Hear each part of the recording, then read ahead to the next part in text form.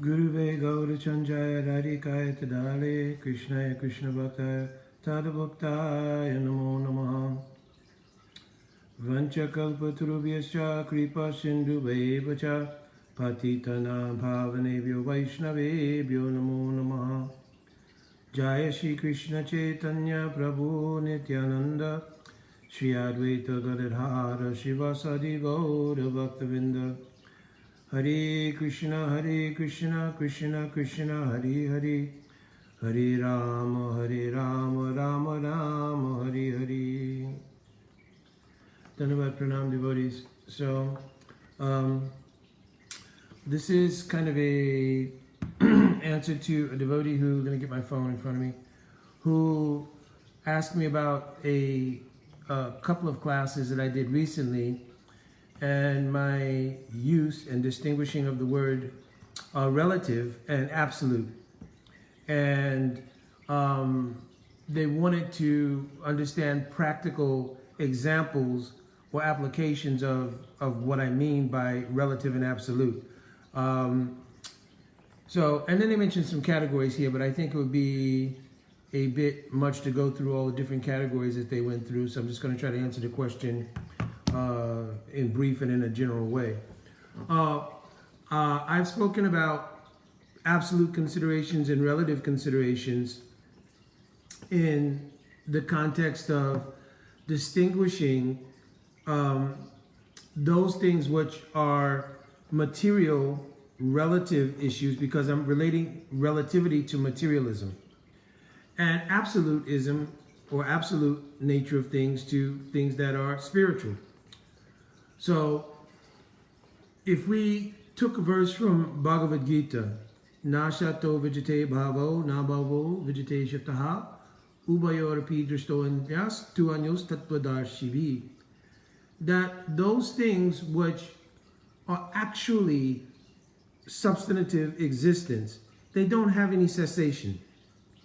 And those things which have no permanence, those things really are not substantive reality, right? So in general, the living being who is in conditioned life in the material world has that dual experience, because the material world has this duality.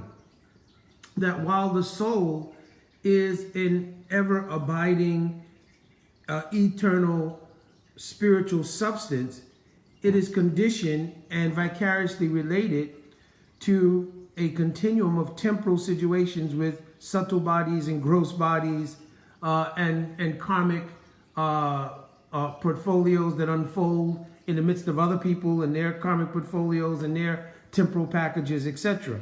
So all of those things in that second category, they are relative because they're not absolute. They don't have permanent existence. We won't exist in these bodies with this particular karmic package eternally, right? But rather, karma na daivana trena jantu deopapatye.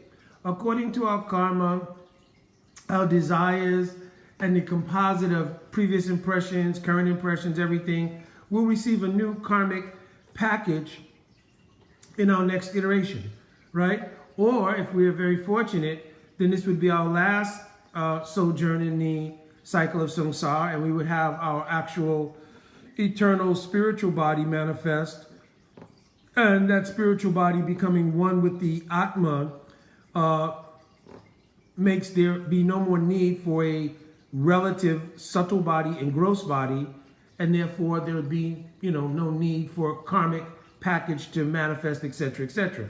So all of those things that are related to the temporal, subtle, gross body and our karmic package, they're relative. Everything related to the soul and going in the direction of the soul is absolute. So that's the simple definition. In application, if we look at many things within the nature of the material world, you can see that they're relative because they don't have permanency. So I'm basing all of this on the verse in Bhagavad Gita that I quoted, right? So they don't have permanency. There's a continual shifting, mutation of so many different ideas, even gross and subtle changes go on. I mentioned that I had a dialogue with a former coworker who's still a friend of mine, and someone who has a great deal of appreciation for the theology and the philosophical basis of Krishna consciousness, even though they're practicing Christian. In fact, they're on a deacon board at this point. and they brought up a subject matter which I did on another a video previously, and that video was really more about the great deal of happiness that I had from realizing the impact that devotees have even in their secular associations, the kind of impact and impression they can leave with people regarding Krishna consciousness, even if those persons are not directly entering into the whole bhakti theology and everything. Still, there's many appreciable things about Krishna consciousness and in the practical world that they may take and utilize. So as I mentioned, my friend wanted to have some understanding about how to deal with a particular issue that was going on in his church, where another deacon on the board, came out. He said that most people knew anyway, but came out that the person was transgender, or I don't exactly know what the status was because he didn't go into detail about that. Whether the person is a male, for one, but subjectively experiences themselves as a female. And they wanted to make a statement to show the progressive nature of the church by utilizing the female restroom. So that was the scenario. All of the really minute details about that person he didn't get into. So, I had related to him this science of relativity and the relative and absolute, right? And I explained that, from the position of the soul is the actual identity of everyone, and the soul is a spiritual part and parcel of God, and it is an absolute fact. But according to our karma, he had heard about karma before by our association. I wasn't sure, as I mentioned in that video, how much he'd be able to use that part in an explanation in a board meeting or something within the Christian church, because obviously many people may not have digested it the same way he did. But I explained to him that our subtle and gross physical conditions are relative. And in the relative experience, there's subjective experiences and objective experiences.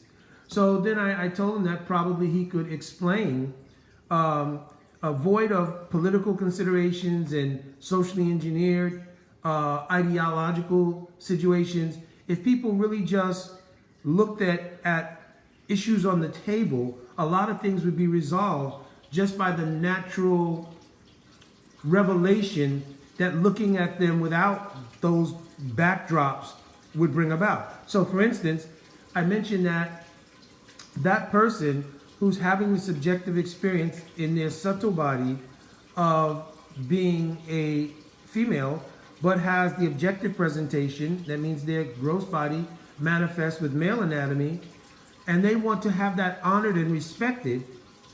If you explain to them that people who have the objective experience of being female in their subtle body and female in their gross body also have a genuine experience, and that as he may be uncomfortable, right, because I guess the basis of wanting to use the female facilities would be that since he identifies subjectively as a female, to use the male restrooms would be uncomfortable, right? Now, whether it is or not, because I guess prior to this discussion and this sort of meeting they had, he had formerly been using the male restroom. But even if it was a case where he felt uncomfortable and wanted his experience subjectively to be honored, could he not see the rationale of honoring the objective experience of the women who considered that space to be a space where their objective experience and subjective experience really are made comfortable by it being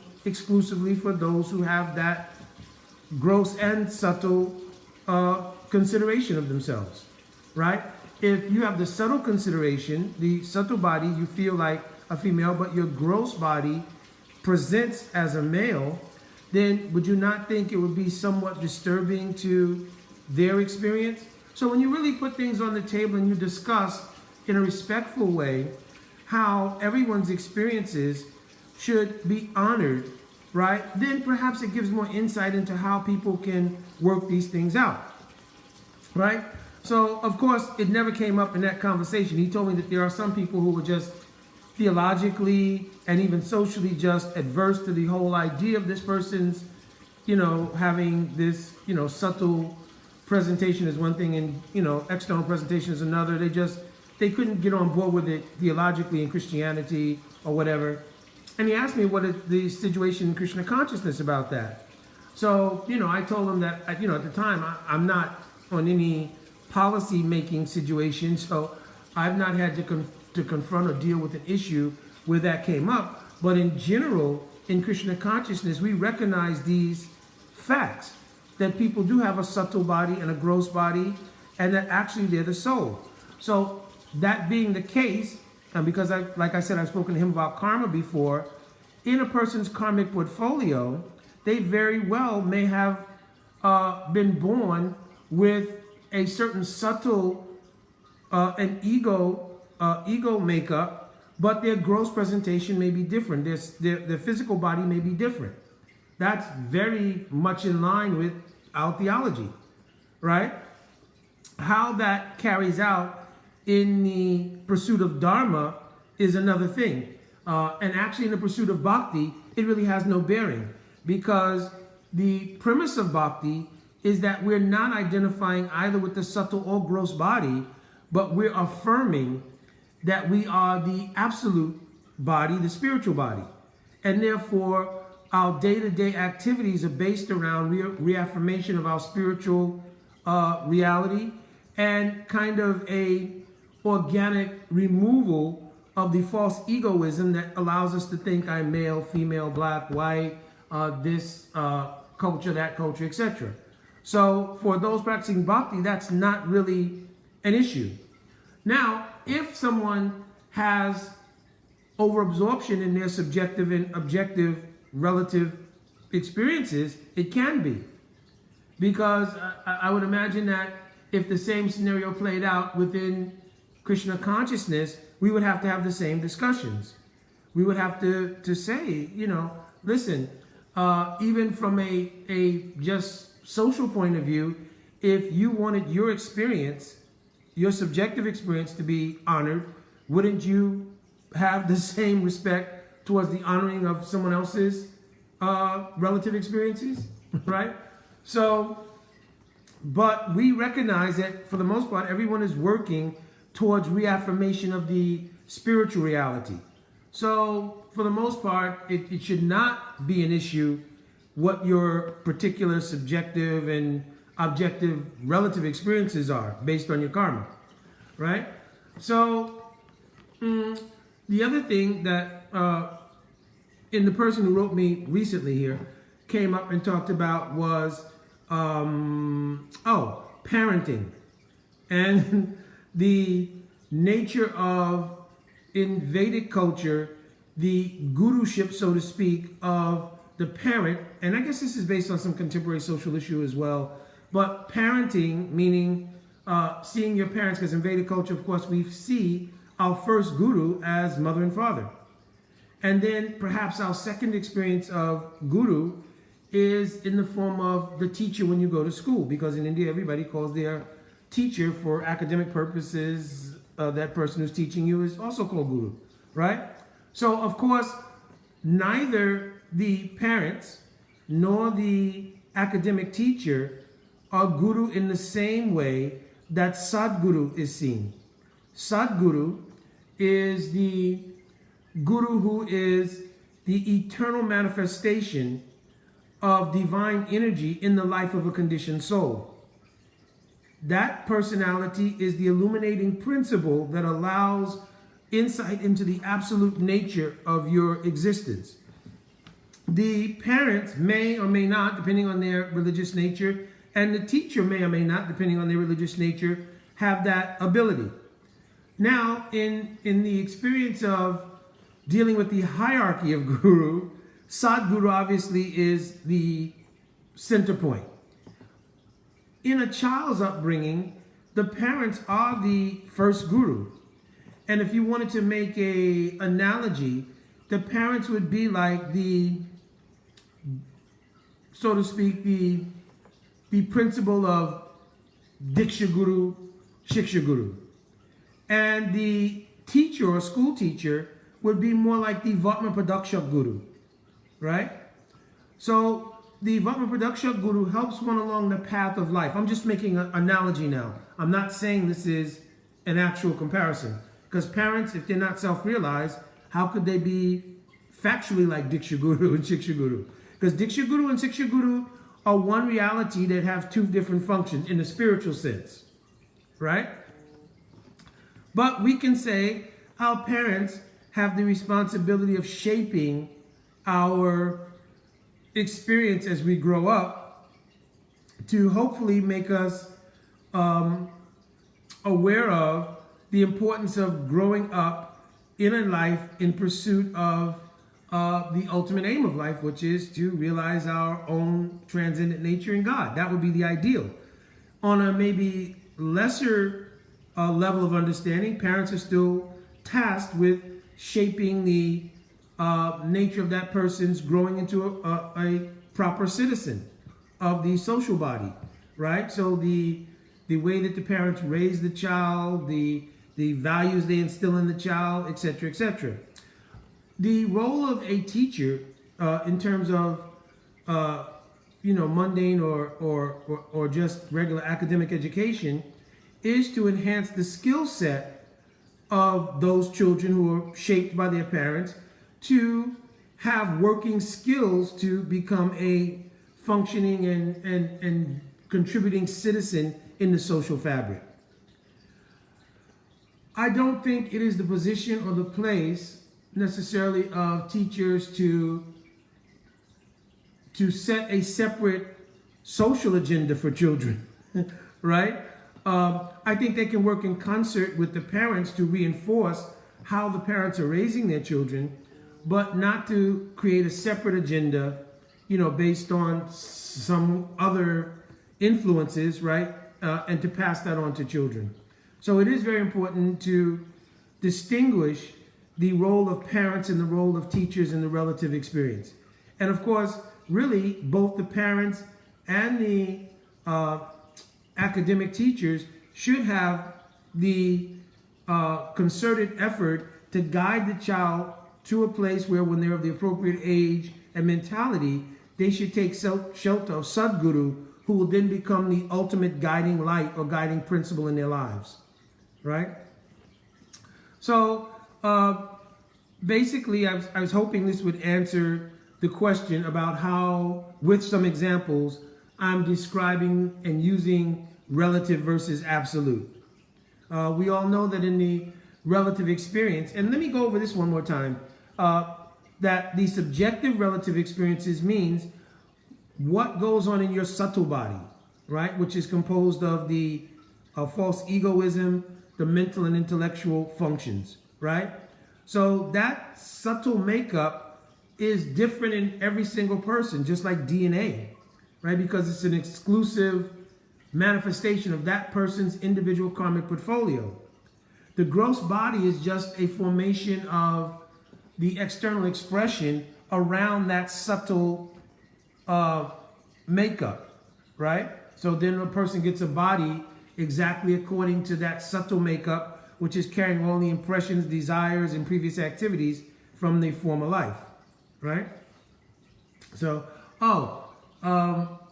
another thing I thought of, it wasn't part of the questioning or anything, was sometimes people will ask, how is it that a person will end up having a particular kind of subjective experience and their objective presentation is different? So really, if you look at another verse in Bhagavad Gita, Yam Yam Vapis Marambhavam Tajayate Ante Kalevaram, here this verse is saying, Sadatad Bhava Bhavita, the state of your consciousness at the time that you leave the world, which is accumulative.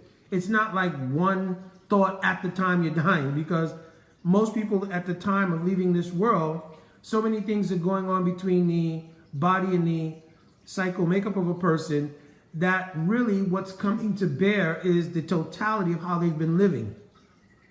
You understand? It's not like in that time all of a sudden you could shape your mind to do certain things. No, it's really accumulative of how you've been living that state of existence will come to manifest in your consciousness prominently at the time that you're leaving the world.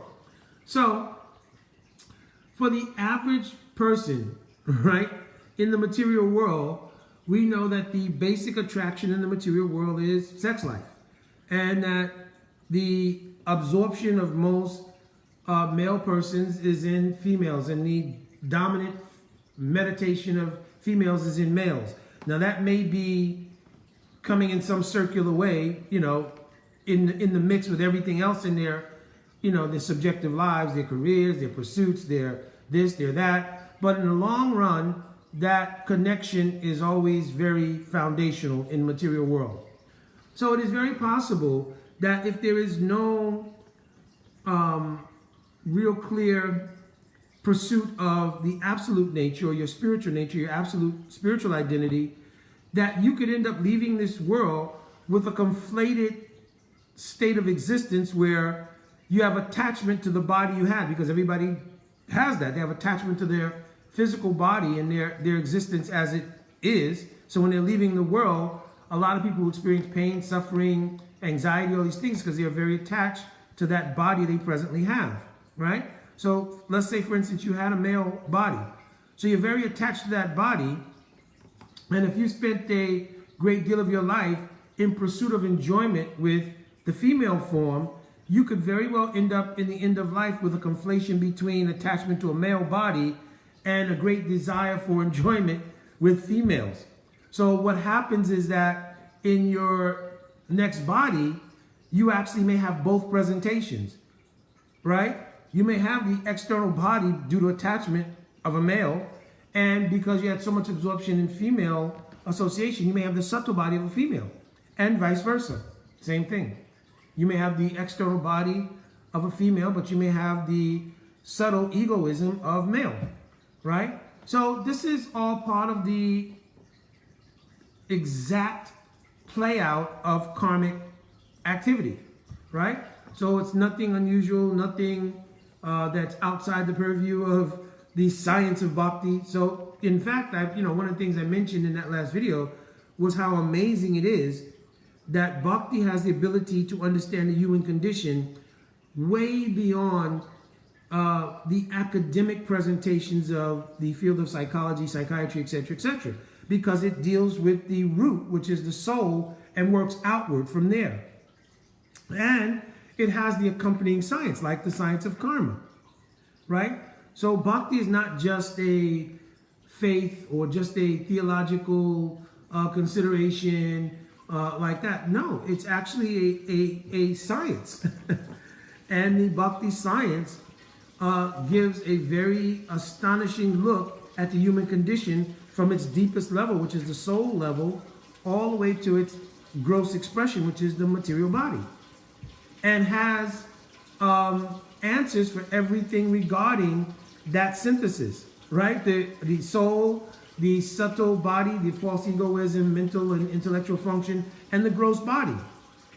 All three of those, all of the natures and inner activities of those things can be explained in the science of bhakti. And the science of bhakti can give the ultimate benefit to the person, both spiritually, subtly, and gross physical body. Because if we live the lifestyle of bhakti, it's also the most healthy lifestyle, right? If we're living it properly. Of course, if we're overdoing anything, right? And of course, the principle of bhakti says we should not overdo anything. Then, we have healthy external lifestyle. The stress, anxiety, and everything else that normally plagues people in the material world, for those who practice bhakti and take shelter of understanding the nature between their internal life and the external world, they're able to balance things better and therefore may not be as afflicted by stress and anxiety and all of these things. As well, your interpersonal and interpersonal dealings, if they're based from this understanding, will also be much enhanced and will also be endowed with the tools to work through things that may be more difficult for people who don't have the benefit of this kind of knowledge, right? So overall, Krishna consciousness is just such a wonderful thing. That was my great takeaway from that conversation I had with my former colleague and friend, right? But just as a follow-up, the devotee wrote me and asked me about my expressions, because it was more than just that class or more than just that video that I gave the expression about relative and absolute, right? So just in summary, relative means things within the material world, right? And absolute means those things which are in the spiritual paradigm, right? The soul, relationship with God, the spiritual reality and all of its unfoldments, that's all absolute. Everything in the material world, beginning from the subtle influences of avidya and false egoism, and then the gross presentation of the body, and all the relative and subjective and objective experiences that go on within the material world according to people's karma, and of course the collective social karma, which is all the various things we see in the world from, whatever, right, that, that you find in the material world. That's all relative, right? Srimad Bhagavatam also expresses that all of these things within the material world are not topasamam sakshat, right? There's one verse there that all of these things actually is superfluous to the living being, right? So it's not that we should become so connected, because our connection with the material world, as I've often mentioned, is vicarious. It's not literal, right? We should not allow that vicarious identification with the material world to become so consuming, right, that it produces the subjective and objective relative experiences as being more prominent than our spiritual experience. That's where balance comes in. We have a material body and a subtle body as we're working towards our unfoldment, but we can't allow the relative experiences, subjective and objective, to overtake the spiritual reality. Jai Dandavad Vancha Kalpatrubhisya Kripa Sindhubevacha Patitanam Pavanebhyo Vaishnavebhyo Namo Namaha. Jai Radhe Radhe.